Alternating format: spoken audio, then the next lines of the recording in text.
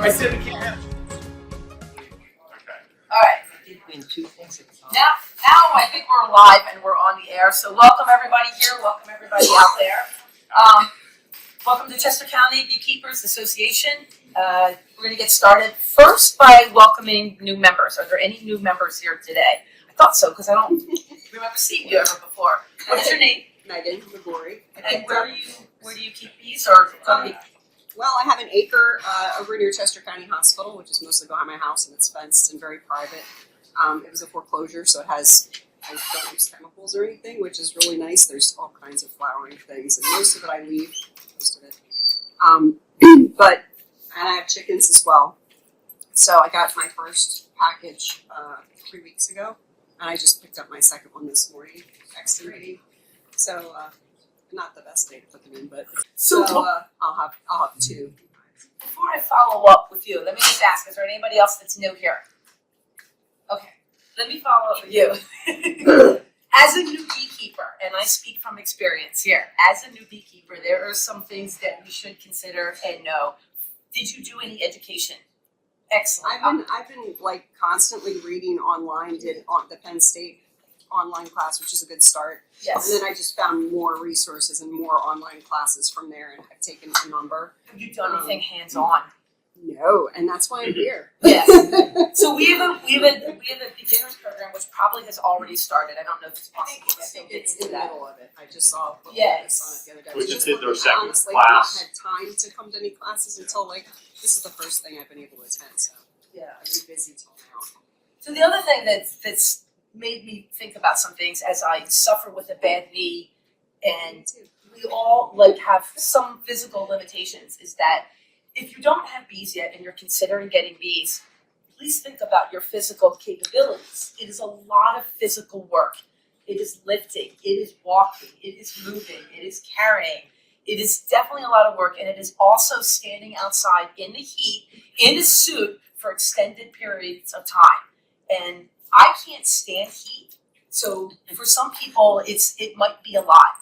Be hydrated. Just know before you get bees if you're physically capable of keeping bees. And if you aren't, Mark and I are going to come up with some ideas. There are things that you can do, like you can reach out to a beekeeper. Everybody's looking for out yards, and say, hey, listen, I don't think I can physically manage bees, but maybe you could keep bees at my property and we can work out some kind of deal. There are definitely situations where you can work with other beekeepers and still have bees on your property. That's all I wanted to say about that, but hopefully we will reinstitute our program of beekeepers helping beekeepers. Thank you, Don. Do you have anything you want to add to that? Yes, the ceiling mics are live, so if you have little whispering conversations in the back, they're going to be picked up and recorded.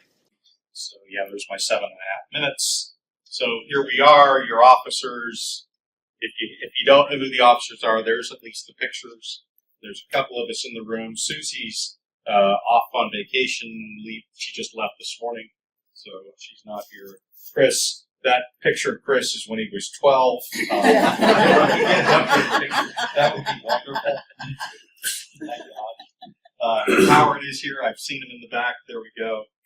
Chris is not here, and I don't think Russ is here either. And Michelle is right here in the front, heads down doing accounting work. So. Awesome. Howard's here.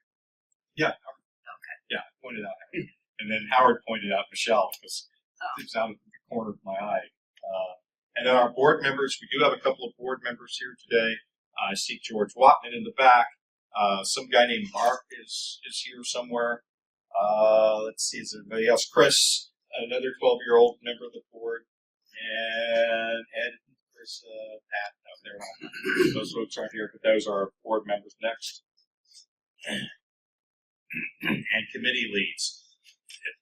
In my role of we always need help, Charlie's just informed me that he needs to step back from the Queen team running that. So if anybody's interested in helping to run or running the Queen team, and I'm sure Charlie will happily. I will happily supply whatever information you need. Yeah, he'll help you become successful, and the rest of us will help you become successful.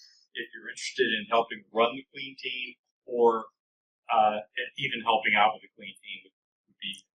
So I don't see anybody rushing the stage to take that role on. So we're going to get that. And if you know somebody who we should voluntold to help with the clean team, we'll do that. Let's see. Otherwise, this is pretty much dead on as to what was there before. I think I mentioned that Peterson joined Lauren and Paul on the grants program. Welcome back to the club. Yeah. All right. Next slide. So, for those of you that don't know, we had a conference, and I think it was pretty successful.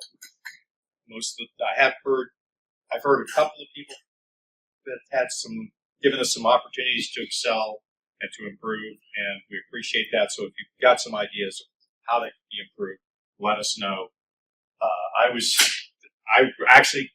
Folks that I didn't think were going to give us any positive feedback gave great positive feedback. Even someone who said, "This lunch is great. It's a box lunch." I'm thinking, "Oh my gosh, box lunches. This is going to be awful." And the box lunches were I thought they were pretty good, and yeah, it was worked out nicely. Donna and Susie, thank you for helping plan this meeting and getting everything put together. Susie's really real close to being a first-year beekeeper. I guess she's a second-year beekeeper now. So she's our second vice president, and she's doing a phenomenal job. And she's not a computer geek, so she's learning how to do some of the things, putting slides together and building stuff online. So she is learning very, very well, along with her 3 daughters that are helping her. Because the 3-year-old is definitely, "Mom, that's not click over there. No, Mom, click over somewhere else." All right, we mentioned the apprentice program. Bruce, could you tell me your name again? Megan. Megan. Okay, so did you join the apprentice program? No. Okay. So I will say the beginners program is full. We have 36 students that are signed up for labs. We have 3 more that signed up for the classroom only. We can add another 100 or so to the classroom only. That they can join either in person or virtually. So that's still available out there, and you get the recordings of the previous one. So we've only had, and in fact, right after this meeting, we're doing the 3rd lab this month, and there'll be a 4th lab on Tuesday. So the labs are full, unfortunately. The apprentice program is still open, so if you want to work with that, reach out directly to Russ, and he can help you with that. All right, and then everybody, thank you for doing what you did last year and for what you're going to do this year in helping yourselves, helping bees, and helping the flock. All right, for those of you who've been to Cheslin and saw the shed looks a lot like the trailer. You've seen the trailer. It's a show, some kind of excrement. It was really bad. The shed was. That's amazing. Yeah, Joe did it fantastic. George, I think you helped out a little bit too. Very little. Joe, I created the mess. you created I wasn't going to throw you under the bus for that. He had a little help though. He had plenty of help. But all organized. The racks are now pushed in an entirely different orientation. It really looks good. Really is functional. And we hope to try to keep it that way. My guess is that by the end of the year or by early next year, we'll have to do it again and reorganize, because you get in a rush or you're so exhausted from working all the hives, you get out there just shoving stuff in the shed. So, again, thanks, Joe, for taking care of that. Joe up inside. Yeah. Okay, wanted. If you are a web administrator or know how to administer a web, we would like to get somebody to do that. We had a volunteer who's had to drop out, but we are looking for someone to do that. As an aside to that is someone who can help us with some online marketing or SEO, search engine optimization kind of work. So we're looking for someone. It could be the same person, or it could be 2 different. Who would help with the social media presence with YouTube and with Facebook and Instagram and Snap Chat, is that true? Face chat, whatever, what are all that stuff? Yeah. Tinder, I don't know.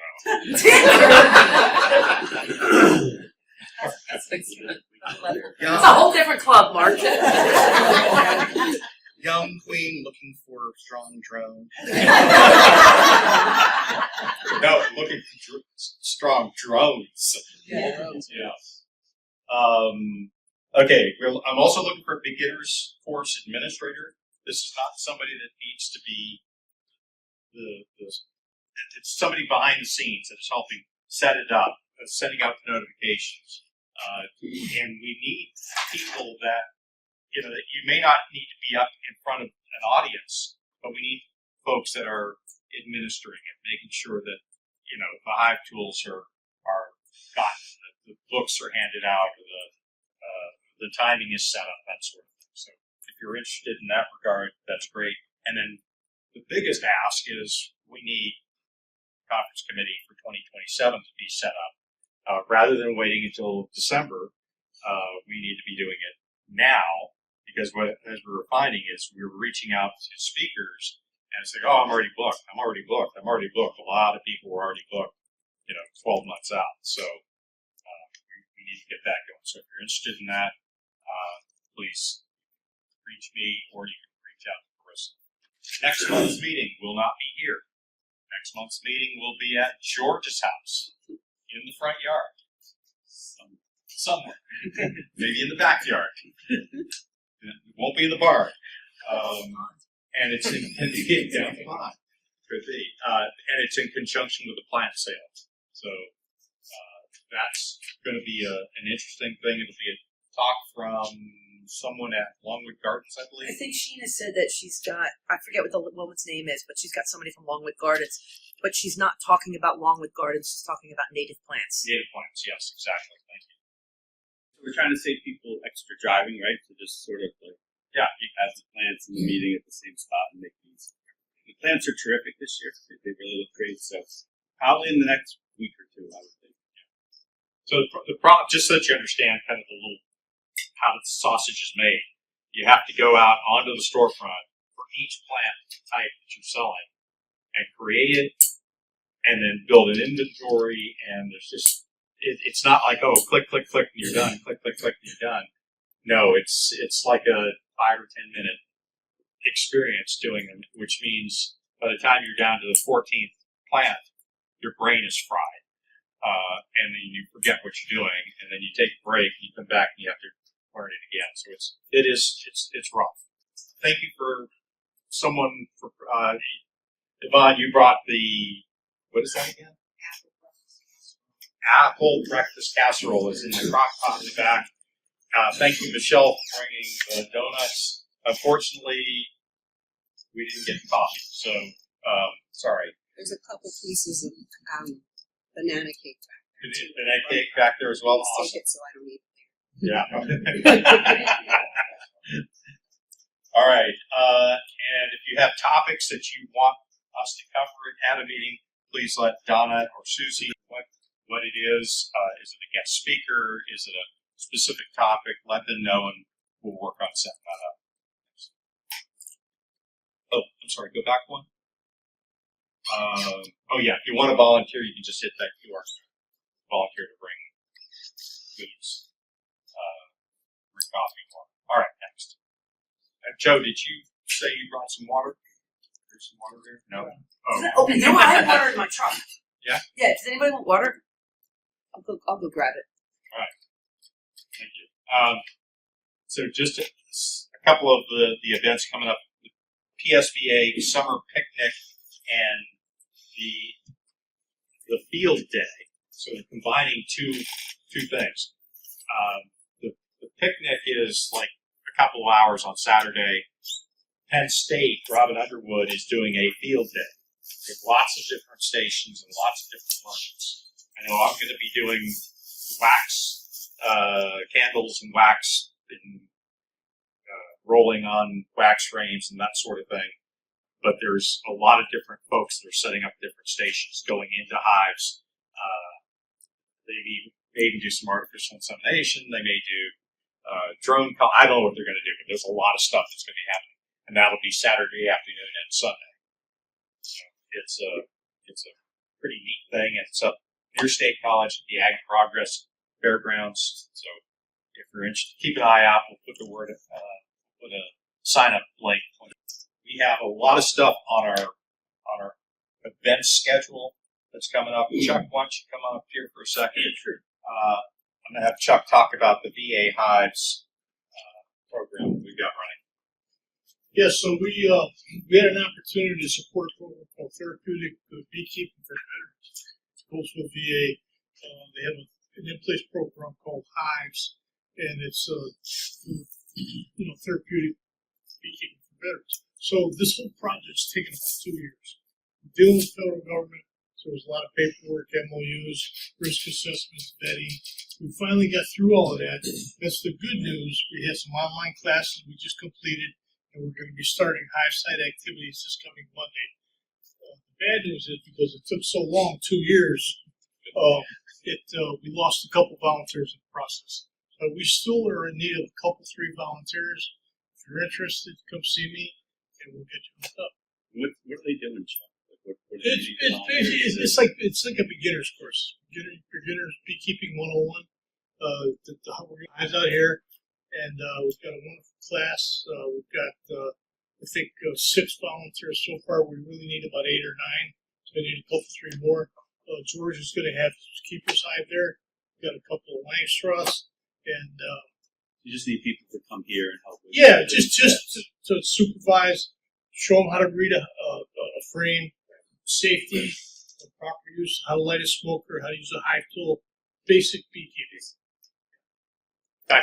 You guys are students in the course. Yeah, Yvonne and Gene are students, and they'll be there. Any questions? What are the hours? I've got it scheduled. It's every other Monday, and it's roughly about 2 hours. Some classes start at noon, some I think are at 10 o'clock. And once it gets a little later, we'll start earlier. So it's roughly the classes are going to be roughly about 2 hours. Do you need people for Monday? What's that? Do you need people for this coming Monday? No, this coming Monday we're good. But I've got the schedule of the days that I do need help for, so if anybody's interested, I do need a copy of that. Thanks, Chuck. All right. So today is the 18th, right? Mm-hmm. So Damon is over at the Upper Main Line YMCA today by himself, talking to the general public about beekeeping. So if you've got time, you can go over and give him a hand this afternoon. Please do so. And I've got the address there someplace, but it's the Upper Main Line in Berwyn. YMCA there. Next Sunday, I need some help out at the Fairville Fun Fair, which is down off of 41, just south of Route 1. So kind of south end, and it's hundreds of kids running around and then looking at bees and playing with bunnies, and they're bringing in goats, and they've got all the wonderful farm types of activities. So we'll be there talking about bees. If you have honey to sell, you could bring it to sell. I've done that in the past. Unfortunately, all I have now is green honey. I've sold every pound of my regular honey from last year. It's a good thing. It's a bad thing. It's like I don't have any to sell now, where people are really stopping. And then up on the 28th, we've got a homeschool event at Bonsville Mill. So it's 25 homeschool kids who are coming out to Bonsville Mill. We're going to run them through how to roll up wax to make a candle. We're going to do the observation hive. They're going to see hive equipment, kind of the same educational things that we've done in the past at Historic Sugartown. And I know I've got Chuck has volunteered to help out there. If there's anybody else, please just go to the volunteer page and click and sign. And then a big one, there's a lot of other events, but a big one that's coming up is the Helicopter Museum STEM Weekend. So Saturday and Sunday, we need like 8 people to sign up to be there at different shifts. So a couple hours per shift, and just talk to the public. Again, if you have honey you could sell, bring it to sell it. So And then finally, the Kimberton Whole Foods. It's we're in their roundup for August of Eagle View, their new store, or Eagle, their new store, and that's a. In the past, we've made thousands of dollars from that event, and we're looking at. We're asking them if we can come set up a tent, talk to the general public as they're going. We've done that in Malvern. Oh, we did that in Downingtown, right? A couple years ago. Yeah. A couple times. So that's a good one. Next. All right. We had, I mentioned the conference already. We had 220 attendees, which is a fairly good number. I was hoping for 300. Carissa and Yasmin were saying we're going to be lucky to make 100, so we met in the middle of 220, which is great. We had sponsors, we had vendors, and we made about $750 from the door prize raffle that we did, which was shocking to me. It was the first time we actually got the license to have a raffle, and we sold. Everyone got a ticket when they walked in, and then you could buy additional tickets for $1. So we sold 750. In fact, the 1,000 ticket roll that we had was used completely. So 220 went to people that, were signing up, and then the other were sold. So it was a good money raising for us next. Annual surveys, the PA annual survey is the QR code in the top. So that's the how did your bees do? The middle one is checking out last year's results from the PA survey, and then the bottom one is the national survey for honeybee production and honeybee limit. So I'll leave that up for a second. April is a busy, busy month. I think it's probably the most busy in beekeeping. So things to do in April. If you were feeding, you don't need to feed anymore. There's plenty of stuff out there. But you can now remove the insulation, remove the tar paper, remove the moisture boards, the shims that you had on top. All that stuff can go away. And now it's important. Yeah. Well, the only exception to that would be packages, right? If you got a package, you should continue to feed. Good point. Yeah. Oh, absolutely. Package bees and new beekeepers usually have no drawn foundation. So you cannot fill in, you cannot ask the bees to fill in that undrawn foundation without feeding. So yes, for new beekeepers, new hives, you must have sugar syrup 1:1. 1 part sugar, 1 part water. Good point. And you also need to provide water. Yes. If you're new and just got your package or something, and how long would you continue to keep that 1:1? Yeah, just keep going until it's all filled. Until they fill out. They draw it on. Until they stop taking is another way of doing it. They'll tell you when they're done. Yeah. That in order to make wax, it takes 8 pounds of honey to make 1 pound of wax. That's the energy equivalent. Wax is a very intensive experience.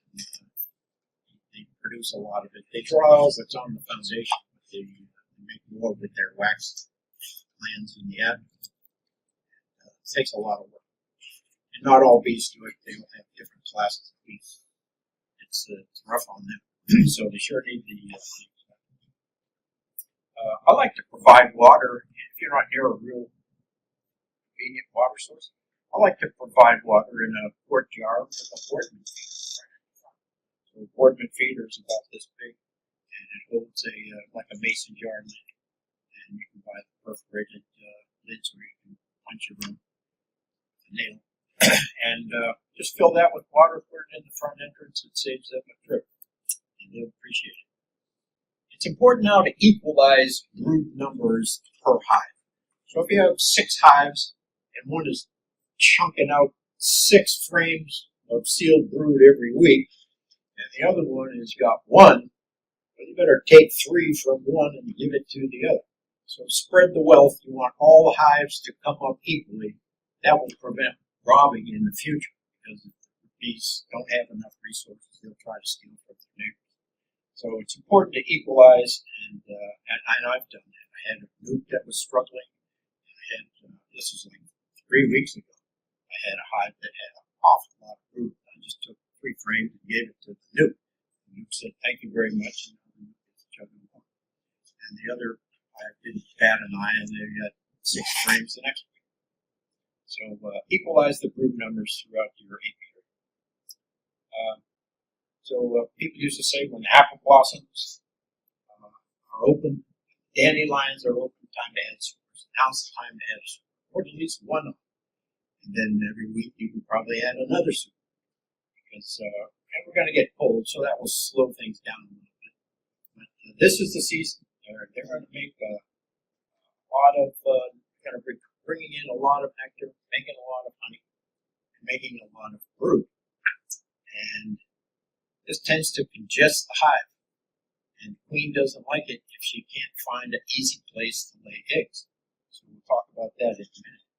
But one thing to increase bee space is put a couple supers on. So if a few thousand bees go zoom up into the super, then you're really decreasing the load on the 2 beeps that you have down below. Or if you're crazy one day. Crazy. And you're trying to do a single frame system, single deep system. Add a frame of undrawn foundation to every box. It's important to keep turning over the frames in your deep, because as the bees, yes. Is there a special spot you should put it, like on the end, or? I like to put it like around position 3. If you still have an entrance reducer on, that's the place where they come in, is where they start putting all the honey and the nectar and the pollen. And so I would put it over on that side, because they're working over it. But you really don't need mouse guards right now, I don't think. And you could use an entrance reducer. If you suspect robbing, or if you have a weak hive. I don't have anything on it right now, just took it all off. My opinion is that when there's a full nectar flow on, everybody's happy and they want access as soon as they can, and they want to get in and get things put away. Now's the time to reverse the deeps or selectively move the sealed brood down. So a lot of people just reverse the whole top deep and put it on the bottom. If you want to do that, the best way to do that is to leave the inner cover on. So take the outer cover off, have a table nearby. And if you don't have a table in your bee yard, you really should get one. Because I don't like bending over, and I can't bend over sometimes. If you have an 80-pound super and you're going all the way to the ground, put it down on the outer cover, well, that's tough. So have a table on the side, and then just swivel and put it on the table. So take the outer cover off. Now you've got the top deep with inner cover. Pry the top deep off with the inner cover on. Slide it over to the table. And now you have the lower deep on the hive stand. Take the lower deep off, prop it up against another hive or something. Clean out the bottom board. There's a lot of dead leaves there. Or, any debris from the winter if you haven't been down to the bottom. Clean that all off. And now set the bottom board back. And now you take your top deep and put it on the bottom. It has the inner cover on, so hopefully all the bees aren't swarming around and trying to kill you. And then you can easily take the inner cover off, put it on the bottom, formerly bottom deep, and then put that on the top. And then you're done. So what you've done is the queen is almost always in the upper deep. So now she's down in the lower deep, and the upper deep is now mostly empty. You can have some pollen and nectar in there, but it'll be mostly empty, and if the queen wants to move up, she'll have plenty of space to lay more eggs and prevent swarming. So another way to do this is selectively take the frames from the top deep that have sealed brood in them and put them down in the bottom. So this is Herman Werner's technique. So I've got his name there, Herman Werner. And you can find his method of swarm control if you go to the CCBA website, and then you go to document library, and then these are all little pull downs. So in how to, you can find best practices and guidelines, and then finally the document swarm prevention. Then you click on that, and then you get a whole Xerox copy of Herman's booklet, which is from the 70s. But I think it's very good, and I think you should take a look at it. It's an alternate method of swarm control, and you don't have to do a demery, and this is a lot easier than a demery. So let's look at the next slide. So this is from Herman's. This is from Herman's booklet. So here we have a 2 deep system, and you just put a super on top. Note that this is Exhibit F, April 6th on the bottom.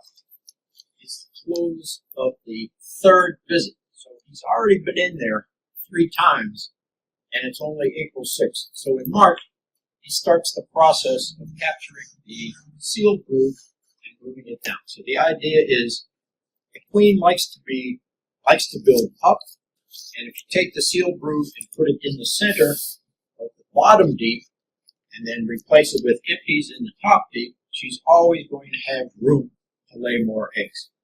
So now he's in the 3rd week, 3rd time he's been in the hive, and the solid bars are sealed brood. So the bottom chamber now, by the 3rd week, is all full of sealed brood. There's one on the left, that's an empty frame. And then the 2nd deep, there's 3 sealed brood in the middle. The dashed vertical lines are undrawn foundation. So now he's putting in undrawn foundation in upper deep. This allows the refreshing of the deeps and allows the bees to invest energy in making wax, so they're not getting congested with honey, because that's the other thing you want to prevent in April and May is honey in the deeps. If you have too much honey in the deeps, you're going to have a honey dome form, and the bees are going to say, oh, we don't need any more honey, and they're not going to pay attention to the supers.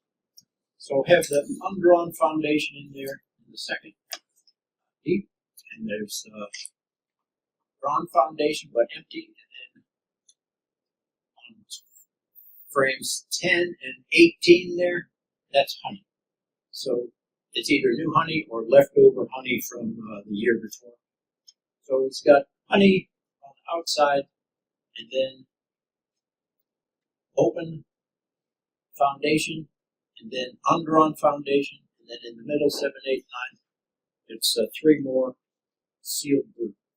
So at this point, you can't do anything more in the bottom deep, except if you put sealed brood in there 3 weeks ago, they're now going to be hatching, and now it's going to be open frames. So then those open frames in the bottom can be moved up. So that's the system that Herman used to prevent swarms, preventing the swarm impact. Because the queen wants to swarm if she can't lay eggs, and the hive wants to swarm if it's too congested. So you keep putting the sealed brood down, and then when it hatches, you can move empty frames up. And I find this is an effective method. It, for my mind, it's a little easier than demery because it involves 2 less pieces of woodenware, and you might give it a shot. And finally, up on the top, is put an empty super and put 2 new frames in the super as well.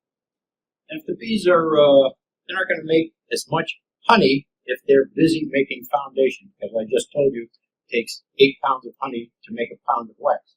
So if you give them something to do, and space to do it, you probably won't get a swarm. Any questions on that? Oh, this time of year, you're generally in your bees weekly doing something. Yeah, you got to be there weekly. Otherwise, you're You got to stay ahead. so At least every 2 weeks. your commitment now to prevent swarming has to be weekly, probably. Otherwise they're going to sleep out. But I find this is a handy method. And And at the conference, relatively easy Robin to do. said double deeps have more brood, right? So a single box people were knocked down about So because the single- Robin sort of supported the double deep brood box. it's okay to be a single. You can overwinter in a single. Of course you can. Some people overwinter 3 frames in a new. Of course you can. And I've done 5 frames in a new. But you can continue to be a single deep person. But right now, if you have 8 frames of brood in that box, You gotta do something with it. you got to do something. The easiest thing to do, put another deep right on top. Boom. Queen goes up, everybody's happy. You put a bunch of media. And then later on in the season, That's not that much harder. after you put that second deep on, sure, you need a stack of like 6 supers so they can zoom up there and put all the honey away. But later on in the season, after all the honey is collected, you can take that top deep off and just go back to the 1 deep system. That's okay. That's not cheating. There are some bees I overwintered in single, and instead of doing a demery, I believe it or not, I've added a second deep to let them move up from the single going through winter, and then put a second deep in to see how this double deep food box thing works.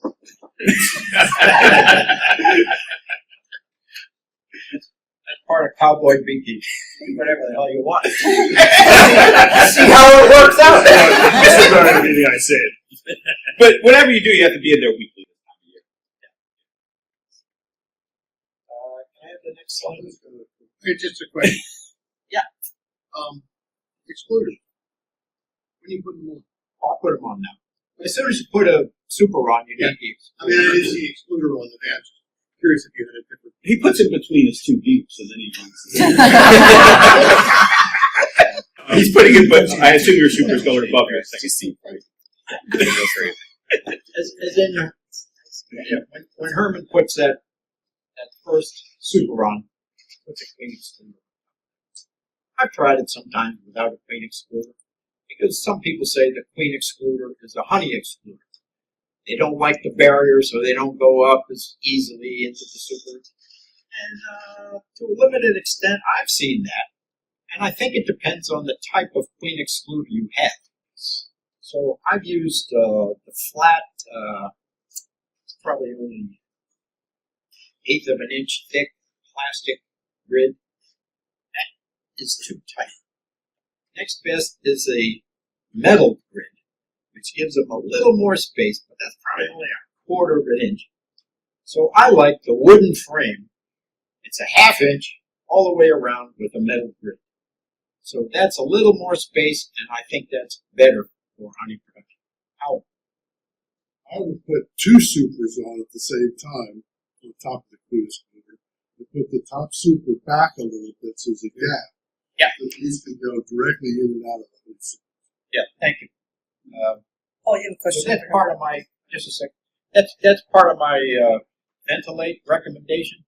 So what I do in the spring, when it gets warm enough, and you might want to wait another week, I make every piece of woodenware offset. So even the second deep, I pull it back a 1/2 inch so they can go into the top of the first deep or the bottom of the second deep. And then I put the super 1/2 inch forward, and then so forth. So I stagger every single piece of woodenware that I put on. So this allows the bees to come in from the top, from the sides, from the bottom. So if you've got a stack of 2 deeps and 6 supers, they don't have to, and you have them all together, solid, no other entrances. You're expecting them to go into the hive entrance and then climb up 6 flights to the top to drop off pollen, nectar, honey, water. Let's give them a little break. And also ventilate the crack at the top, the outer cover, and put it up on the edge of the inner. So you've got an angle, and the back is up on the outer cover. That's it. There are holes in supers, and now they set them back. Do you have an opinion on whether or not a hole in a super or setback super is? Well, I think it did. I feel problems. Maybe do a hole instead. There is nothing that's keeping those. But is there a brand or type, or do you make your own for the excluder? Because I keep reading about all different kinds of plastic. And the wood is actually the one that caught my eye recently. just in posts and reading things. But is there? Do you make your own? I buy a lot of stuff at Ike's woodkeeping company, woodworking shop, Forest Hill Woodworking. Oh, okay. Forest Hill Woodworking. It's in Paradise. nickel mines. Yeah, Paradise. Another reason not to use those metal ones with the metal whip, there's an opening in there, and if you have hive beetle problems, they live inside that track. Oh, Yeah. really? The Yeah. wood? Oh no, not the wooden one, the metal one. So the one that has the metal rim is just like it just encloses like this, Yeah. and hive beetles just live all over that. So I've got to get rid of mine. I can't, or I got to put something in there. And anybody want hive beetles? Come to my property. Yes. When you stagger the boxes, like you were saying, happening, is water a concern? They don't mind. Well, it runs They can down seal it. any water that gets in runs straight down the front of the inside of the front of that hive body, and right down to the bottom board and out. Yeah. And now, if you have a solid bottom board, you may want to make sure you have that front leaning hive orientation, so the water can run out and not pool in the back. If you have a screen bottom board, no big deal. What if you have a beetle bottom board with diatomaceous earth in there? Well, You that's- can't have water running down in there. That's Oh, yes. When it starts to get cold, then you put it all back. When they start to rob dirt in the summer, yeah, you got to put it back. What about an upper entrance? Still no. So actually, if you go back a slide to that diagram, when he had undrawn, Yeah, he's got undrawn up there. right? I don't know if he's using a queen extender or not. If you have one frame of John Comb, they'll come up. Yeah. The problem is when the whole box is plastic. Got it. So if you have one comb up there, they'll go up through it and work the rest. But if it's completely plastic, like George said, there's two barriers, right? They have a box of plastic and a clean scooter. They won't go up. They'll be like, wow. I drill a 3/4 inch hole right about there in the deeps, just above the handholds, and so I use that for ventilation of the deeps. I don't tend to do it in the supers because I have shallow supers and I do put 3/4 inch holes in the deeps right above the handles, and I think that helps with ventilation. And if it gets cold, you can just cork them. So in the winter, I put corks in them. So this is the accumulated growing degree days that I talked about before. It's now fixed and online from the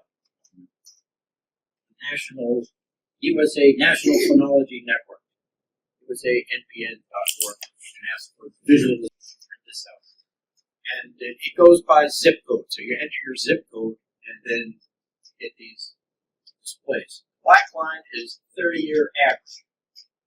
And blue line is this year's, and the orange yellow line is last year's. So that's the way it's displayed. You can see that it was pretty cold, colder than normal, 30-year average, all of February and into March. And then finally, this started to climb up above 100 around the first week of March. And I've always maintained that around 100 accumulated growing degree days, they will start to lay eggs. So they started to lay eggs in my area, first week of March, and now we're all the way up to 800 growing degree days, and it's warmer now than the 30-year average. No surprise there. Can you go back 2 slides? What this means to me, then, I saw sealed drone brood from the end of March. That's the first time I saw the sealed drone brood. So if you calculate another 13 days to hatch and another 16 days to achieve sexual maturity, so then the drones can go out to their drone congregation areas and mate with virgin queens, April 29th would be the earliest day to swarm in my area, on the top of the hill. And I have a north-facing slope too. Southern Chester County, they may have already swarmed. Have you seen any swarms down I didn't know that too. Yeah. So it all depends on temperature. So this is swarm season. It might be a little bit different north to south in the Chester County. This is swarm season, and you got to pay attention. I had a swarm a day or two after the conference. Think about how cold it was on March 28th, 29th. Monday or Tuesday, I had a hive swarm. It's also the hive that I found Camp Drone Brood 2 weeks earlier. Yeah. It was like, I know it's going to swarm, I just wasn't expecting it to swarm, immediately after the cold. But if you think about it, that's actually, if you got a stretch of cold and you got some warm, that's your swarm time. So we've got this cold coming up. Keep an eye out, and then, later this week when it warms up. So you go. Good luck with your own cowboy beat. So I won't be doing this next month. It'll be at George's. The meeting will be at George's in conjunction with the plant sale. I'm also having surgery on my ankle again because I didn't fix it the first time. So, beekeepers helping beekeepers. I'll be of need of volunteers in the first 2 weeks of June. If anybody can help me out, I'd appreciate it. Oh, where are you located? What's that? Where are you located? Oh, Downingtown. Downtown. Right up at the top of the hill. Okay, I gave a presentation like this a year ago about catching swarms. It's one of my favorite things. And what I learned from the discussion is people in this room know way more than I know. And so I find swarm catching is easy, and sometimes it's not easy. But you got to be a little careful. George, did you take that shot? That last shot? Which one? The first one. That's a great shot. I like that. Yes. So my name's George Whitman. I've been beekeeping for about 8 years. I have between 8 and 10 hives in 2 locations outside of Maryland. I think this is easy, but it's not YouTube easy. And you got to be careful when you watch too many YouTubes. You see these people that find these swarms. They're always perfectly balanced on a low limb. They cut off. They always walk around with them. They never have on a veil or glasses or gloves and that kind of stuff. Let me tell you something. Those swarms are real docile until they're not. And that just changes in an instant. And I don't know what triggers them to go from being docile to not being docile. And when they're sitting there, you can get real close to them, they don't care, and everything else. But if something happens and they decide they're mad at you, it can be a mess. So I always wear protective. And so I'm going to talk through a handful of captures and the gear that I use on swarms, and then I'm going to follow up with swarm traps, because what I realized, I can put out swarm traps and they come to me rather than me have to go to them. And that's become a lot of fun. And I've been real successful the last couple of years with swarm traps too. So easy ones. This is probably my hive. They tend to always go on post and rail fences. They come up in a big ball like that. They sit there usually for 1 or 2 days, and then they move on. I've seen them stay for a week. I've seen them move within hours. So who knows what they're going to be and where they're going to be. But when they're there like that, you get set up, and I'll show you the kit that I bring with me into the box. Fairly straightforward. Next. Usually have an audience. Somebody's there watching. I think one of these at one time was a video, and there's a lady yelling at me while I'm doing it. And it's like, I'm just trying to put them in a box. But you see in there, I use a frame and use it kind of as a scoop. If you can use a frame of old comb, they're supposed to be attracted to the old comb. I've not had huge success where they just march into the old comb. And then once they're in the box, you can move them anywhere you want. So they go in that box pretty readily. And then you can put them in your yard and take them. George, how often do you find the queen? I have never found the queen. And so there are indicators, and I'll show that in a minute, that you can know with the queen's in the box. But on YouTube, the guy always finds that queen right away, puts it in the clip, and puts them in there. I mean, that queen's 1 in a million in there, and there's running around. And I think it tends to be in the middle of the ball, not on the outside. I've looked. So every once in a while you get these swarms. This one was 30, 40 feet up in the air. I think, Mark, you had talked about, you had a couple like these. You go there and you see it. This one I tried, and I was putting rocks on the string and throwing it all the way up there and trying to shake it down. Every time I'd shake it, it would, disperse, but it wouldn't fall. So it would just disperse and then disperse. And it was sitting there perfectly. It's just a beautiful swarm, but that's 30, 40 feet in a tree. You couldn't have got it with a bucket truck. So they happen like that. And then they were there, 2 high reeds. They left 24 hours. Next. And then every once in a while you get them, they come out and the queen either has been clipped or has a damaged wing or she gets tired or she didn't lose enough weight and they just go and drop on the ground and you get a swarm right on the ground. And these are really super easy to get because you put any box in front of them and they'll just march into it. Next. Here you see you put a box right in front of them, you put some comb in there and they'll walk in there.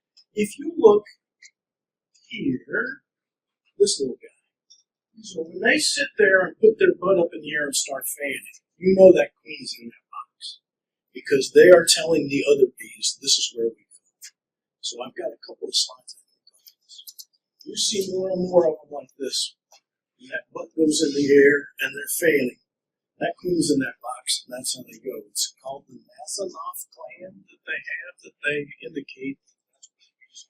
And usually once you've done that, you can kind of just go slow and calm down because they're all going to go in that box. And I just kind of leave the lid askew until they all go in. They'll go in pretty quickly. You know, they just start that march and go in. March is kind of cool when you see it. And then I leave the top open and they just all. If that's a property you drove to, what's the start to finish time? Do you often find that you have to leave it and come back and get it? I used to leave it and come back and get it. Now I just. They're done? Yeah. Once they're in the box, what you do is you do have a handful of stragglers that you basically abandon. But I used to put them in a box and tell the lady I'll be back in 6 months. I would go a little early and take them with me. Now I just take them with me. An hour? How long does it take? Like, plan on an hour being there? Do you have like a mosquito net around it, or is there a way to seal the box? I'll show you in a second what I do with that, please. So, and then you have to take a selfie with the swarm every day. And the swarm won't stay. So that's a key part of every one of these captures. Every once in a while you get huge ones. And I went to this one with a little tiny, like a single nuke. And I said, I can't put this in that nuke. It's going to be too many bees. What do I do?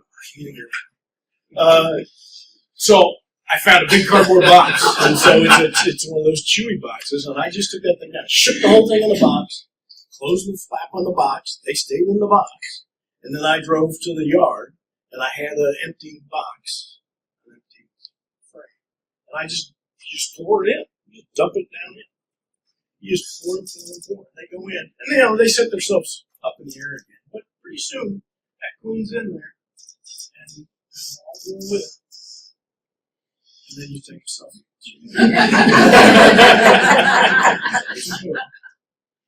And then I got called to this one, and the bees had already left, and so there were a handful of residual ones there. But that was obviously a call that I went to, and the guy said, "Oh, there were a bunch of them here just a minute ago." And I just laughed. I said, "They're gone." And then you get some calls to some pretty tony places. It's kind of nice. You know, this lady had a thing down at in a horse yard. She called me. It's a nice little swarm, and so I put that in a box. This one was real easy because you just put the box kind of underneath and just shake them down and they just flip them. They do it. And you know, it's a common. I put in a common rule in old frames. There'll be some new frames. There'll be new frames. A swarm has food with it, and they all young bees, and they all want to make wax. So you're going to make wax quickly. And then I put it in there, and you can see I ratchet strap it closed. And then I have an introducer, and this is that Nasanoff gland, and then when they're up there putting their butts in the air, and once you have this off, and then I got a call at the same house the next day. It wasn't too high, and the lady was kind enough to call the gardener. And he brought me a tree saw. And so I laid a tarp down so when I dropped it, they didn't fall into the grass and everything else. And then I put on my suit and I dropped the branch and it fell down. And then they all smelled that old wax, old comb, and a bunch of them went in the box, and they just all kind of marched in there. You wait 15 minutes, you can see there's a lot of bees in here too. Once it hits, they all kind of launch in.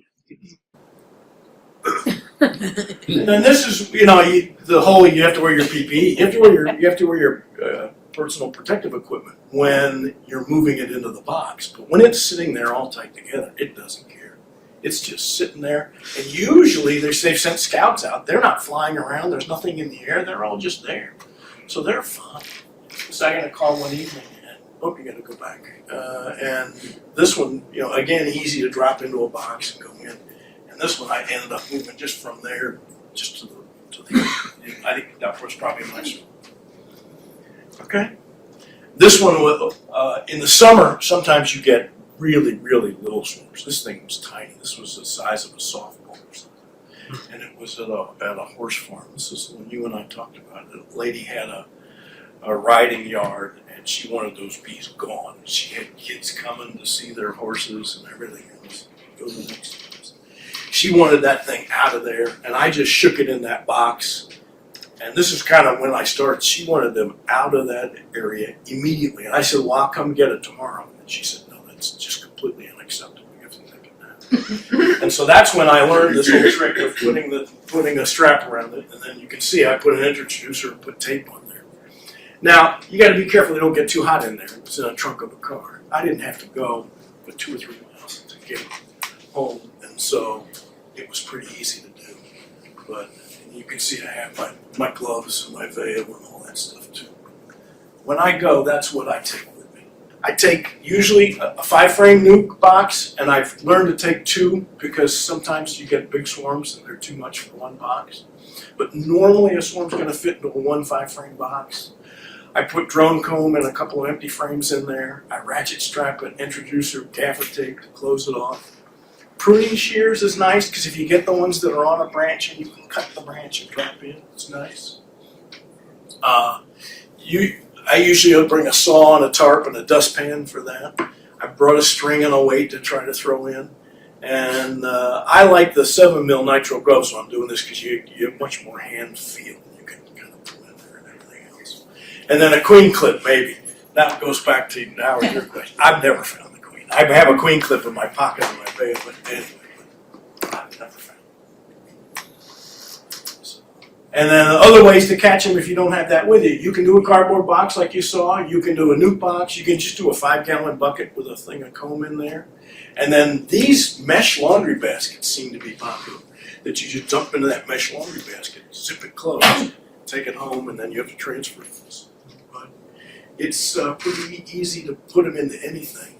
I don't smoke. Smoke can interrupt the pheromone process. They're calm, but if you smoke them, they get confused as to where they are and where their queen is, so they get upset. So, and then the swarm's going to build wax fast. Give them room to do it because they're going to put in that wax as soon as they can. They usually arrive with some food on board, so I don't feel the need to liquid feed to a swarm, especially if it's early. And if you have drone comb, that queen lays that day. She'll start laying in there, and you make sure you have room because she's laying 1,000 eggs a day. So in 21 days, you're going to have a 10,000 bee swarm be a 20,000 bee hive pretty quick. They really build up quickly. And then before you start, I meet the landowner. I give them a jar of honey. I ask who else they called because invariably when we had the swarm list that Howard used to run, they will have called 5 people on that list. And you say, who else did you call? And then and then I always call them and say, are you coming? Because I'm already here. And you try to wave everybody off, but they will have called other things. Expect an audience. This one, I said, this was really tiny. I said, where are the bees? Where were the bees? You said there was a real big thing of bees. I looked behind me and there's 3 little 5 or 6-year-old boys with sticks in their hands. I said, did you see the bees? And the kids go, yeah. Don't you poke those bees? So I don't think that, I think I brought that back and I don't think there was a queen in there. So I just dumped it into another hive and added it in. So, and then expect an audience. They're going to want to watch. Tell them your ground rules. I set the rules early. If I can't drive right to it, I don't go. You talk about carrying stuff and everything. If I can't drive right next to it, yeah, I'm not getting it. And make sure you don't leave gates open. Ask before you move anything. I give them honey. Usually I leave a business card because a lot of times you get a second swarm in places. And the only thing is I don't pay. One guy wanted me to buy it from him. I'm like, what good are they to you, sir? And so it's kind of a funny what people think about it. One guy asked me how much would it cost to buy that, and I told him, and then he wanted me to give him half or something. Right. And then I've kind of now learned that swarm trapping is way easier than going and getting them. And I've had real success with this. And so how I set this up is the top box has 5 frames of old comb in it. The bottom box is completely empty. There's nothing in there.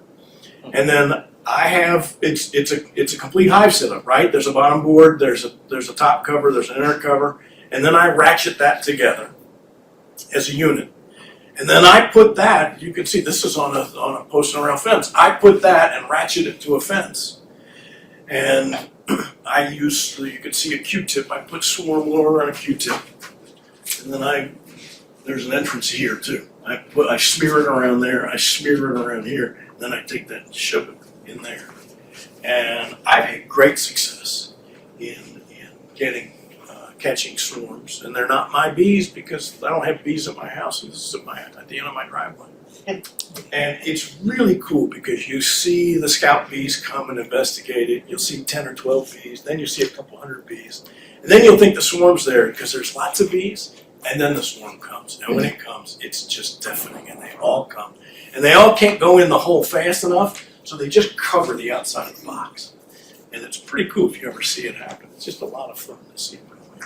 So I've kind of moved from chasing swarms that are in people's bushes to doing this, and this is really cool. I quite like it, and it's really neat for me to have one at home. Okay, that's it. Thank you.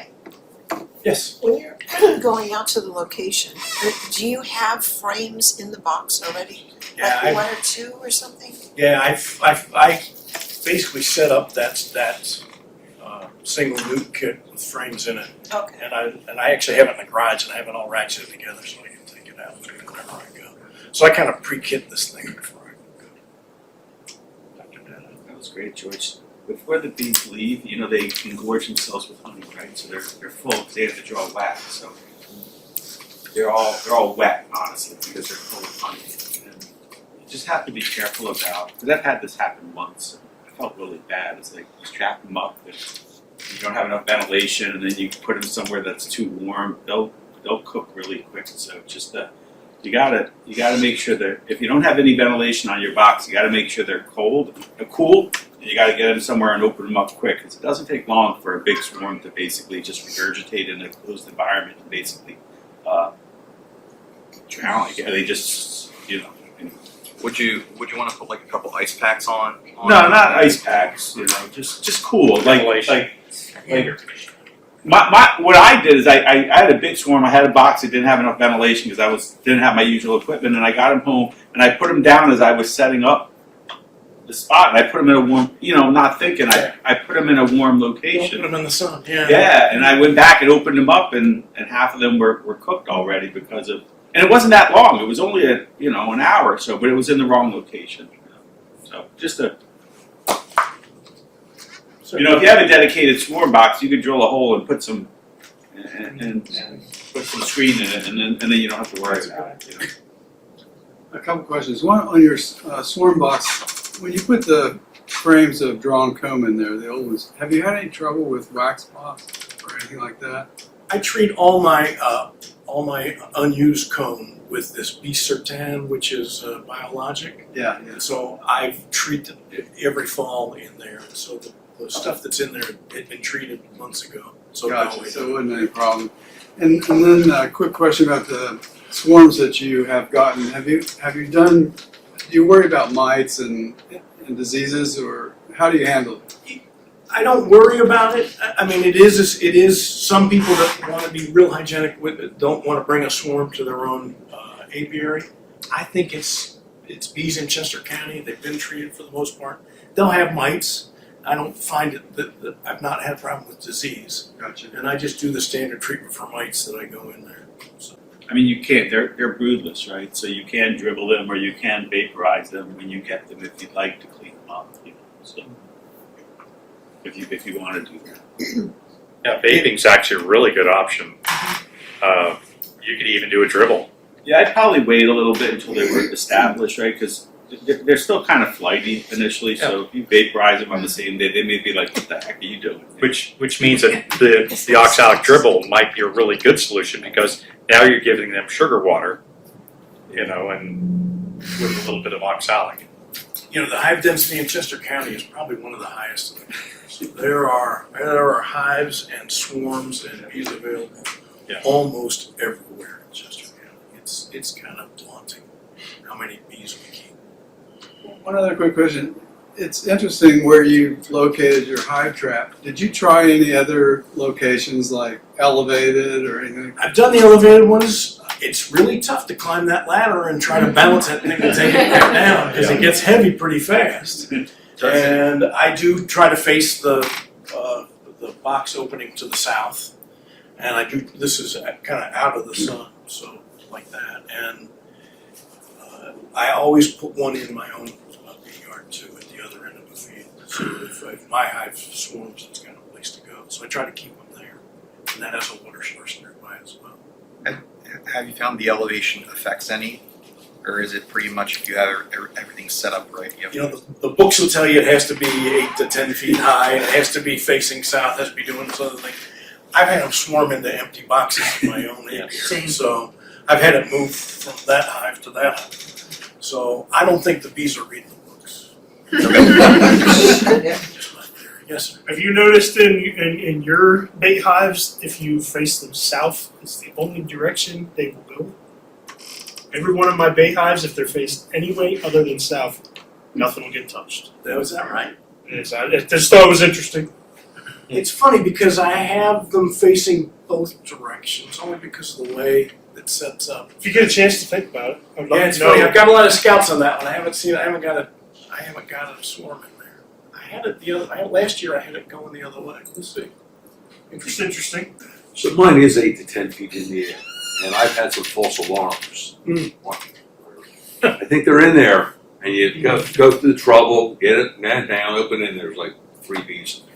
When they do scouts, they do 1,000 scouts. You'll think it's the swarm. Actually, yesterday it looked like Yeah. half a dozen of them Yeah. coming. And is that the same one that just went in that's coming out, or Half a dozen is nothing, and they're checking everything around. so it should be? And if I leave it too long, then you open it, they build it out. It's a mess. They have It can be a mess, and that's why I loose comb and kinda like this. some rubber bands to frame it. Put in frames. So it's that I have to find that happy. I don't know. See if they're When I'm bringing certain, in but it's not been too long. Yeah, the theory is as soon as they bring in pollen, they're staying. Look for the pollen coming in. If you bring in pollen, they're there. And that's when you go in and frame. So my church is new to beekeeping. They're kind of charging me with figuring all this out, and we're trying to use swarm traps, and they didn't want to use plastic backing. I said we purchased wax and we melted it onto the wires to make the frame. Will that still work in this setup, or will that cause more troubles down? If you use wax foundation instead of plastic Yeah. foundation. I don't know. I think there's the smell of drawn comb that the bees like. So you're decreasing your chances of success by having undrawn frames in a swarm. I think Mike might be helping me with that too. He offered to give me some drawn comb if I could shove one in there. Old junky stuff is fine. They seem to like that.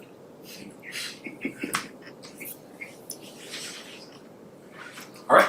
Thank you. If you go to our website now and you sign in, you can go to the swarms and then you can sign up to be on our swarm system, which is a new system. It's a third party, seems to work well.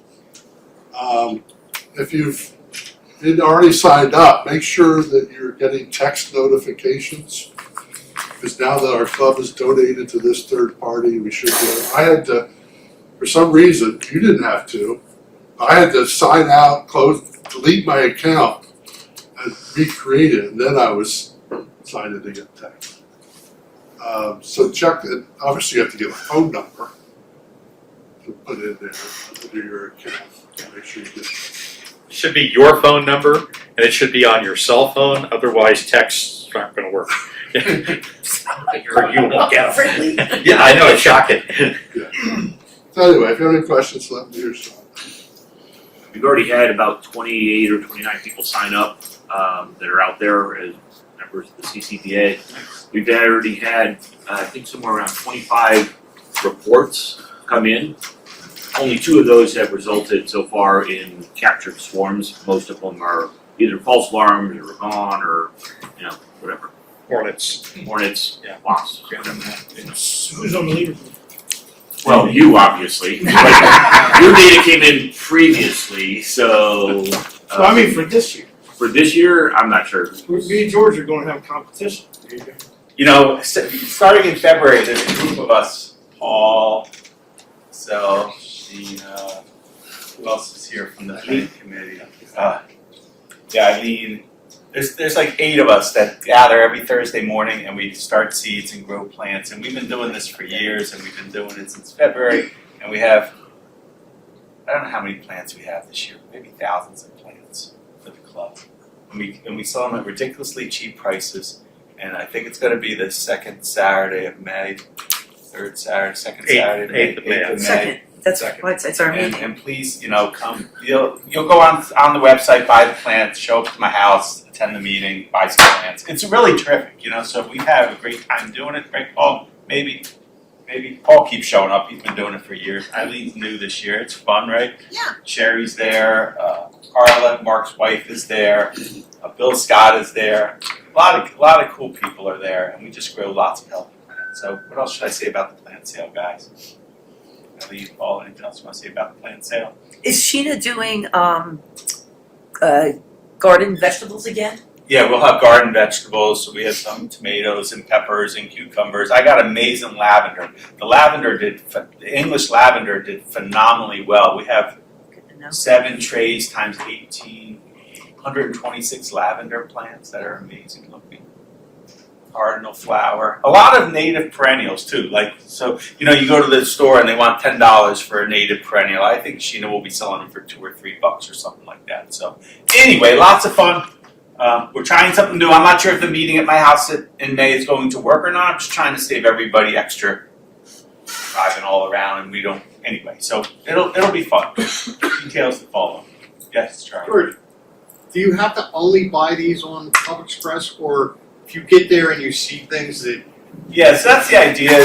Sheena's going to put them on Club Express, and last year we didn't sell them all out. So if you show up with some extra money or some way to Michelle or pay Michelle, we'll take it. The goal is to have all these plans gone by the end of May 8th, honestly. On the other hand, you may want a specific plant that's already been, and all of them were purchased online. Yeah. So there's none for you to buy, even though you can see them. I'm talking about if you get there, you already decided, Absolutely. and you still buy more. Yeah. You can buy my dented truck too, if y'all. I'm more than happy to sell someone a truck. Every beekeeper needs a truck, including one with lots of dents on it. You don't have to worry about denting it. It's already dented. That's true. Free distress. Free distress. Free you of distress of denting a truck. No, my truck is not for sale. So those of you who have never been there, what the plant committee does, and they do a lot of work, is they pull all of the plants are pre-ordered and they stack them in a grouping with a little tag named for you. So they'll know when you get there what has been sold and what hasn't been sold. Yeah, so if you order ahead of time, it'll all be set up. You basically put it in your vehicle and you go and you plant wonderful plants. We get plants from my basement, which are the best ones, no. Octoraro Native Nursery out in Oxford area, Octoraro area, and North Creek. We get plugs from North Creek. So we're buying from the best wholesale. Yeah, and they only do wholesale. So you can't go to Octoraro and North Creek and buy this stuff. They won't sell it to you. I don't know why they sell it to us, but we come with a big trailer and load it on the trailer and bring it and sell it. So it's great deals, honestly. So if you love plants, and most beekeepers love plants, please come and buy some plants, right? I think that's what Sheena wanted me to say. No, that's good. Yeah. I was hoping Sheena would be here. I saw her on the list and I was excited. I was like, where's Sheena? Anyway, my name's George. I was the past president for 5 years here. I'm thankful that Mark is now president. You should be too. It is not an easy job. So thank you, Mark, for doing this, and he needs help. And I was in his role asking people for help, and I know the challenges of getting volunteers, but he definitely needs help. So I asked Mark, like, can I stand up here and talk? Yes. Can I stand up here and talk about disease? I was like, this would be interesting because nobody wants to hear about disease, right? I mean, I think way back when I started this bee club, anyone know Don Coates? Raise your hand if you knew Don Coates. You see, only a small percentage of the people in the room knew Don Coates. Don Coates was an amazing man who unfortunately passed away last year. And Don was a local veterinarian and a pure scientist, right? A scientist and a veterinarian. And he used to come up here, and it was like way over my head. I was like, Don, I'm a doc, a trained physician. I no longer practice, and I'm a scientist. But even the concept just seemed so difficult to grasp, you know. And he wanted to do all kinds of interesting tests and experiments, and I was like, you're losing me, Don. But anyway, he was a brilliant man, and he cared so deeply about the bees and about the health of the bees. And I finally got it. It took me like 5 years. And he said, well, how, George, we have to understand how sick is normal. And then the light went off. I said, oh my goodness, it makes so much sense because every hive is sick. And once I understood, it's not a black or white thing. Every hive has some level of disease in it. And we're just trying to, as beekeepers, or as bees, the bees are trying to do this too, to keep the disease level low enough. I'm wandering. I'm facing you too. I'm wandering. That the disease level is low enough so the colony and the hive is normal, right? So and then once I heard that, I was like, oh, this all makes sense now. You know, it's just like, just trying to keep the hive well enough so it survives. And every hive is sick, so I should care about this, and I can learn a little bit about this as I go. So I'm trying to stand up here, not be Don Coates, but trying to pass on his message of think about diseases, how sick is normal, every hive is sick, let's try to keep it below a threshold. And there's basically 4 things so I'm talking IP, integrated pest management in general, but 4 things that I wrote this slide last night, so I'm not sure if these 4, I like to bucket things into buckets because that's the only way I make sense of stuff at my age. So I think of 4 things of being to accomplish this, to keeping your hives healthy. And healthy hives are the most important thing, right? Because if you don't have healthy hives, they're not going to survive and you're not going to make honey. Or they're not going to survive and you're not going to have bees. So just to put your head in the sand and just not even think about hive health is you're a bee haver. I hate to say that, but that's basically what you're doing. You're basically having bees that are going to have a high chance of not surviving unless you pay some attention to health. So these are the 4 things I thought about. Observation is the foundation. A lot of us are good observers. Some of us are not good observers. Generally, the people that are observer, I connect more with because they're interested in this kind of thing to see, like Hiroshi. Hiroshi's always looking at his bees, trying to tell me they're healthy because this bee is doing this or that bee is doing this. You know, it's like, so observation is the foundation to being able to understand how healthy your colony is. If you're not looking at it, you won't see it. And that observational skill takes time to be able to see it. Like, we're going to walk out to the hives hopefully afterwards, in the colonies, and we'll pull some frames boot, and I will see disease on somewhere out there today. There will be disease in that hive somewhere. There will be a sac boot. Jeff Eckel always does. If you ever had everyone have Jeff Eckel come out and inspect their hives, has he always found sac boot? You know, like there's sac boot. That's not good. There's always something out there in your hive that's not healthy. A hive beetle. You'll always see a hive beetle running around somewhere. So observation is the foundation. Surveillance is the science, right? To being able to, however you're going to surveil, to do surveillance, that's up to you. Some people don't do it at all, but that's the science behind it, to be looking for disease. Now, Don always wanted to do PCR. He said, George, can't the club spend $1,000 and send PCR samples on all these hives? George Wattman's shaking his head. He may remember some of this conversation. I was like, Don, no, we can't send $1,000 of PCR off on the hives to test for the latest virus. But what he was talking about, now Don did other things. Don took bees in his basement, in his garage, and squished them up and added oil and counted nosema spores underneath a microscope, you know, and Don Coates was like, bring your dead outs to the meeting. I was like, Don, no, I don't think the township really wants us to bring dead outs to the meeting. But Don was like, no, bring your dead outs to the meeting, and then we'll go through the frames and we'll do the surveillance to figure out why your colony died. So there's lots of different ways to do surveillance, and surely the most important surveillance we do is what? in our colonies? Besides inspection? Inspection is one. What's the second? Mite washes, mite counts, right? So we're not going to talk about that today. If they invite me back the next meeting, we'll talk about what's my house. I get to talk about my house. Is mite counts, right? So mite counts and inspections and mite counts are the two basic surveillance things we do. Now some people go off the deep end and do PCR, but I wouldn't recommend it. Prevention is cheap, right? Think about your own health, right? Prevention is cheap. In the same way in beekeeping, we tend to put off prevention. And a lot of us do prevention and we don't even know that we're doing prevention, right? Like for me, like my idea of prevention is how many people care about where they get their bee stock?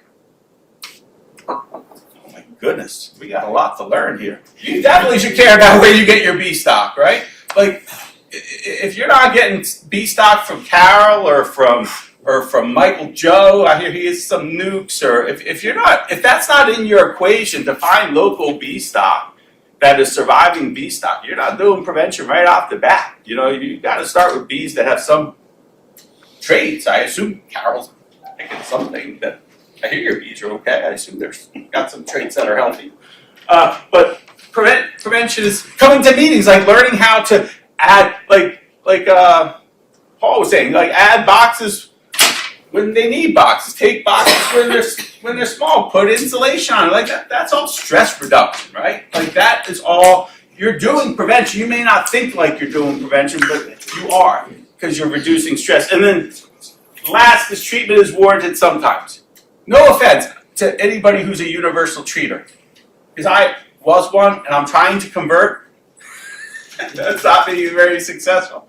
Because some people say, yeah, George, just treat bees in July, September, and December, and your bees will be healthy. You have nothing to worry about. It works, right? But you can go to your physician every month and get your amoxicillin and your Zithromax and your lisinopril and your cholesterol medicine, and you may not need it, but it's probably going to make you be okay. That may not be a good analogy, but there's a lot of people that don't treat their bees. I hope they're doing surveillance. I hope they're doing the observation, surveillance, and prevention, and then they don't need to treat their bees. They exist, and 10 years ago I would have rolled my eyes and said that they were nuts. Like, oh, you're just a bee haver. You have lots of bees. You let 1% die, and that's the way you do it. But I've heard enough and talked to enough that I'm convinced that all those people are doing observation, surveillance, and prevention, and therefore they don't say they're doing it, but that's what they're doing. At the end of the day, they get away, or they're able to not treat, or to treat very minimally, and not do the universal 4 times a year treatment. Did I offend anybody? I hope I did. I'm sorry if I did. I'm just putting this in context a little bit. Because the idea is always to keep the disease levels less than threshold so you don't need to treat, right? That's the ideal world, right? Who in this room wouldn't like to be a treatment-free beekeeper? And have 100%. You don't want to be a treatment-free beekeeper? You want to be or don't want to be? Oh, I would love to be a treatment-free. Everyone would love to be a treatment-free beekeeper. But you may have no bees. See, that's the commercial guy speaking. Yeah, you're gonna have no bees. Not sure. But yeah, treatment-free beekeeping without observation and surveillance and prevention is going to have no bees. Trust me, George. Move on. Next slide. Who's a treatment-free beekeeper in this room? Who's a minimalist treatment beekeeper in this room? Okay. Ed's not here. Everyone knows Ed Sharp. Who's a universal treater? Who's a universal treater in this room? Okay. Universal treatment means 3 times a year you put a miticide on and you make it easy. What about the rest of you? Not sure. Exactly. Not sure. Ed Sharp. I love Ed. He's not here today. I was going to bust on him, but Ed is converted to be a treatment-free beekeeper. And he's doing it basically through a bunch of things that are right or not right. I don't know. And we'll see. Time will tell. But there's people out. But he's being careful. He's being careful about his selection. There's parts of him that he's doing prevention. He is doing surveillance on all his hives. So he's got parts of it that are getting in that way. If you say I'm a treatment-free beekeeper and you don't do observation and you don't do surveillance and you don't do prevention, you will probably not be successful. I think if you do observation, surveillance, and prevention, you have a chance of becoming a treatment-free beekeeper. I really do think that. Isn't drone culling treatment though? I mean, it's not Chemical treatment-free. treatment-free. You're doing something to remove those True. weeds. You're just doing it non-chemical. Non-chemical. That would be a better way to put it. Non-chemical. It goes back to you are taking prevention steps.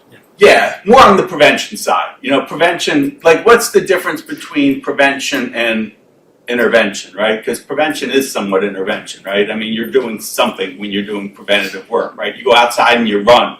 You could be, is that an intervention? Probably, you know, so. Yeah, no, this is still a process in evolution, George, so thank you for the challenging, because I'm still trying to think this through my head. But I've been to enough places and talked to enough people, I'm convinced like we can minimize our treatment of chemicals with miticides with doing other things. So let's talk about starting off the year and talk about what you can do that's more on the prevention side than the chemical treatment side for your miticide. Because some people probably already have chemicals in their hive. Anyone have miticides in their hive right now? Raise your hand. Okay, do you have Naroa? Do you have Viroxan? Viroxan. Why? Want to minimize mites. Do you have mites? I have mites. You sure? Keep them low. Keep them low. Viroxan is an option. Viroxan is extended release strips that you hang in your brood chamber. They are approved with the Superson. They are basically designed to flatten the curve, right? So you kind of keep the curve flat from going up. They're simple to apply. They're relatively non-toxic. It's oxalic acid. It is a chemical, but it's an organic acid, not a stronger chemical.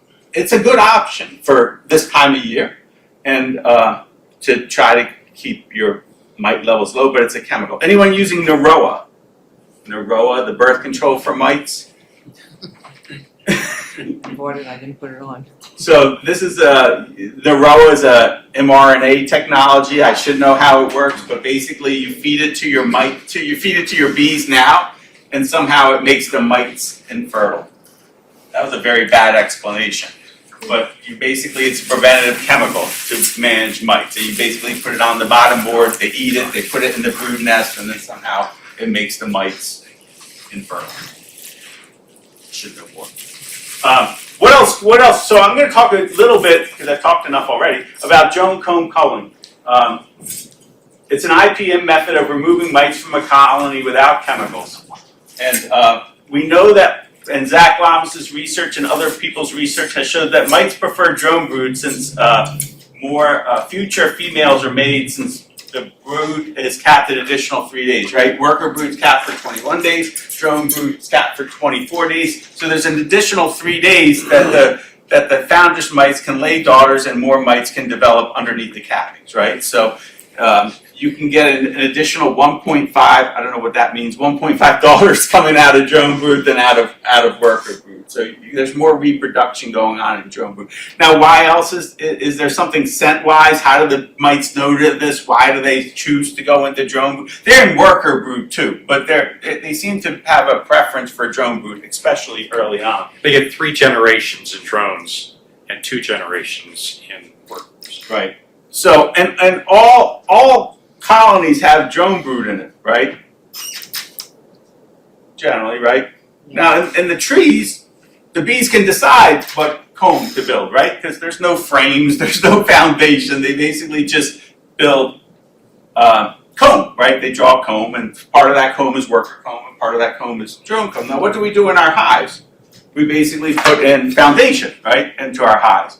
And this is worker or this is drone? Worker. Okay, so what happens? I mean, if we put 10 frames of worker foundation in a box, well, where do they make the drones? Down the bottom. They put it between on the bottom of the frame down in here. Anyone see comb between the 2 boxes? Those of you who run double deeps. What comb is between the 2 boxes? Drone comb, right? So the bees are telling you, like, dude, we got to make some drone brood. You have given us 10 frames of of this, so we have nowhere to build it. So they're going to they don't make a mess, but your hive becomes a little. They do make a mess, and the reason why they're making a mess is because you really haven't given them anywhere to draw drone brood. So they're putting it in places somewhere because they've got to make 10% of their comb early on has to be drone brood, right? Drone comb. So you've given them none, so they're going to make it, and they're going to put it either at the bottom of the frame, so all your frames will have something at the bottom, or they'll put it between the boxes at the most, or they'll take some, or they'll just sort of randomly decide that they're going to make this into drone brood and not work brood. Now, in a nest, where do they usually put drone brood? Where in the brood box? Sides and on the sides, right? So generally, the drone brood is on the side. So if you're going to give them the option to build some drone brood, there's a couple ways to do it. You can use these green frames. So these green frames are basically frames that are just larger cells, so that they will draw a drone on this, and you can put this on the outside of the nest. So this is green frame. The other way you can do this is you can put a medium frame in a deep box, and they will draw some comb on the bottom of this medium frame, and that'll be drone comb, right? Because that's space, and if there's space in a hive that doesn't have anything in it, they're going to put comb in it, right? So you can use a medium frame and then draw on some drone comb on the bottom. And then what you can do is when you go do your inspections, and once the bees build the drone comb and they lay the drone brood and it's capped, then you can take that capped brood and either cut it off this, or you can put this in the freezer and you can get rid of drone brood that way. And then what will you do once you cut it off? What will happen? What will the bees do once you cut it off? They'll make it again. They'll make it again, right? And what happens if you put this in the freezer for a day and then you put it back in the hive? What are the bees going to do? Clean it out. They'll uncap it all, clean it all out, and start laying again. And how long will they do this for, this game of making drone comb? Till September. September, July, August, somewhere in that. It depends on the strength of the colony, but at some point they'll be like, this is not needed anymore, and they'll stop making drone comb. Now, it depends on, it's interesting, like some colonies will make drone comb into September, some will stop earlier. I don't know if it's genetic or the strength of the colony. You always like to see colonies making drone comb because it means it's a strong colony. If you have a colony that's not making any drone comb, you start to wonder about, what's up with that colony. It's natural for them to be always making some drone comb, but at some point, what they'll do is they'll just stop making drone comb, and they'll make worker comb because that's what they need to survive the winter. So every month, when you're in your inspections, once a month, you'll basically remove drone comb from the colony. Now, Paul did this once, right? All the time. You still do this. So all of my hives have already gone through one of those. One of these. And you will do this for how long? All summer. Until? In my hives, when they stop making drone brood, they just fill it with honey. Got it. So I just leave it in there all winter And it becomes because in the summer, they'll clean it all up, start making. And they'll say, I'm not making any, and they'll fill this comb with honey. So you're using these frames and not this frame. Right. Got it. Can you put it in position 1 or position 10? Or two and I like number 3. Or 3, 2 or 3. You don't put it on the very end of the box. One in or 2 in from that. I just use one frame. One frame per brood box is probably, you're running 2 brood boxes, so this is a lot. This is 5,000 cells in it. This is 5,000, so this is relatively big. This is a little smaller. And then the idea is that you do monthly removal. So once a month, because it cycles every, and as soon as it's capped, you can remove it. Paul may be getting in more than once a month, but the research has generally, when they've studied this, they've done once a month removal, April, May, June, and July. And studies show that it can reduce levels by 50% if done monthly times 4. So this is not a standalone treatment for varroa management, but will essentially lower the curve, right? So we're just talking one element of lowering the curve today, right? So if you put lowering the curve with drone brood management, lowering the curve with hygienic bees, lowering the curve with some other things, can you lower the curve enough that you don't need chemical treatment? That's the idea of IPM, like trying to lower the curve. What are the other benefits of doing drone comb removal? Some studies suggest that maybe you can increase your honey production a little bit. Maybe that's why Paul's making 200 pounds of honey per hive because he's doing drone comb removal. Just kidding. But he is maybe making 200 pounds per hive. You definitely have less drone comb between the boxes. If you give them spaces to put drone comb, they're less likely to be making it in other places in the hive. And then the other thing is reduce unwanted genetics. If you have a hive that's really not, that you don't like the traits, you know, because it doesn't produce or it's not hygienic or it's defensive, you know, you're doing everyone a favor by removing those drone combs, honestly. Obviously, you should be requeening that hive too, but you definitely don't want to be sending those drones out there to mate. What are the downsides to doing this? It's invasive, it takes time, right? So anything that you're doing is, there's a time factor in. There's less drones for mating.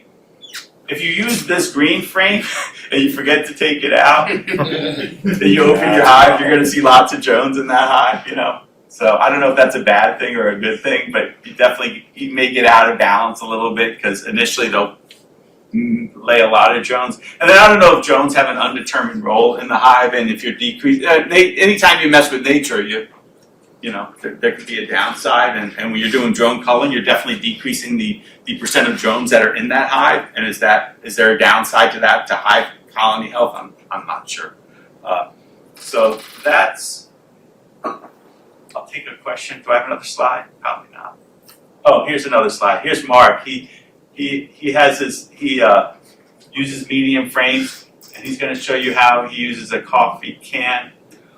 And he's just going to take that medium frame and just go like beautiful. I just usually use a hive tool, but that looks actually nice and clean. And there you go. And he just eliminated some mites. So if you're in your hives, you should be in your hives every week to 2 weeks. You know, it's an option. It's not a popular option, drone culling, but the evidence would suggest that it does help you flatten the curve a little bit and maybe get yourself to a chemical treatment-free option, potentially. Questions? No questions? I wasn't that thorough. No. Hey George, can I actually ask a question to the group? How many of you are new? One. Do you guys understand why removing the drones reduces the mites? Yeah. Yeah. I already read up on the green frames myself. I haven't put them in yet. So what's that thing there? What's this? I'm gonna give it a shot. That does look very weird. What's that weird thing, George? Yeah, so this is my IPM frame. Auction time? IPM frame. So we're gonna have drone cutouts, rectangular, triangular. I think triangle is better actually than the rectangle. And then we have a brood break box. So working on this. So the next, you know, the other options are brood breaks. You know, and a lot of people, you know, swarming is a brood break. We're not going to talk about this today, but in Europe, because they're smarter over there than we are as Americans. You know. For a lot of reasons. For a lot of reasons. There are commercial European beekeepers who are chemical-free beekeepers. They're doing it by the thousands. I've talked to them, you know, and I was like, "Come on!" Like, no, we're doing a combination of a lot of it's brood breaks, you know, and interrupting the mite reproduction cycle by forced brood breaks, and they're able to and hygienic. So it's hygienics and brood breaks is what they're using, and they're doing a combination of those and using very little chemical treatments on their hives. So more to come, but yeah. But in the meantime, there's nothing wrong with universal treatment. There's nothing wrong to say like. But if you're doing universal treatment, please do your inspections, please do your surveillance, at least learn those skills because they're important. Even if at the end of the day you decide I'm going to treat my hives 3 times a year, please do your inspections and please do your mite counts to know what's going on in your hives. Cool. Thanks, Mark. Thanks, George. Thanks, George. Yeah. Thanks, Donna. Thanks, Mark. No, Donna. Thanks, Donna. Thanks everybody for joining the meeting.